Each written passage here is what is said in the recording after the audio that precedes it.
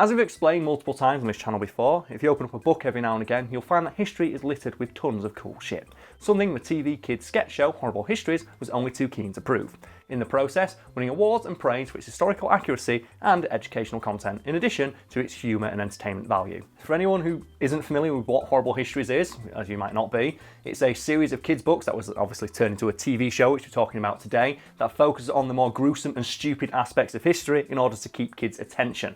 So, for example, it talks about things like the fact King Henry VIII's corpse exploded after he died, or the fact that the Normans won the Battle of Hastings by repeatedly running up and down a big hill. A worthwhile thing to talk about in regards to the ways the book and the subsequent TV show are written is that they were done so in such a way as to not be patronising towards children, and in fact actively sought to address common misconceptions they may be taught in schools. In specific regards to the TV show, the writers, knowing that it would also be watched by parents, went out of their way to include many references to British pop culture, so there was entertainment value there for adults too. Because the show went out of its way to appeal to adults, contain educational content, in addition to bizarre non-sequiturs and toilet humour, it eventually found itself being popular with the biggest kids of all, stoned adults and teenagers. During the time it aired, it was noted as being the most popular comedy show on TV. Period. I think they actually changed the time it aired to about 4 to 5 p.m. just so adults could catch it on their way home from work. That's how popular this thing was. I think in 2010 it won an award from it won a British Comedy Award for Best Sketch Show.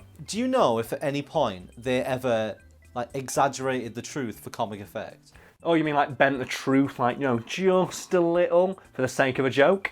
No, because they had a historical advisor on set who had to look over all their scripts to make sure they were entirely historically accurate, and according to him, in his entire tenure working on the show, he noticed 8 errors out of 4,000 facts presented, which is an error rate so small it could be used to measure the width of an ant's dick hole. It's like there are probably history books in classrooms right now that have more errors in them than that. In addition to hiring an on-set historical advisor to ensure that all the lines said during Horrible Histories were correct to the best knowledge of historians, the costume department went to similar lengths to ensure that all the costumes and makeup shown were period accurate to the time in history they were supposed to be representing.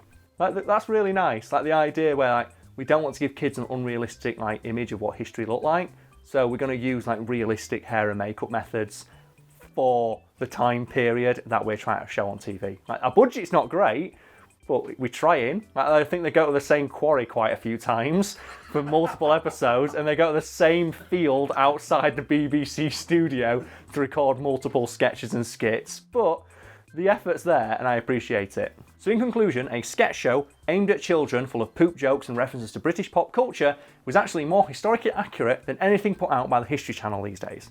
Yes, even Ancient Aliens. Thank you for watching Factually Just the Facts. For the full uncut video, click the link in the card or in the description below.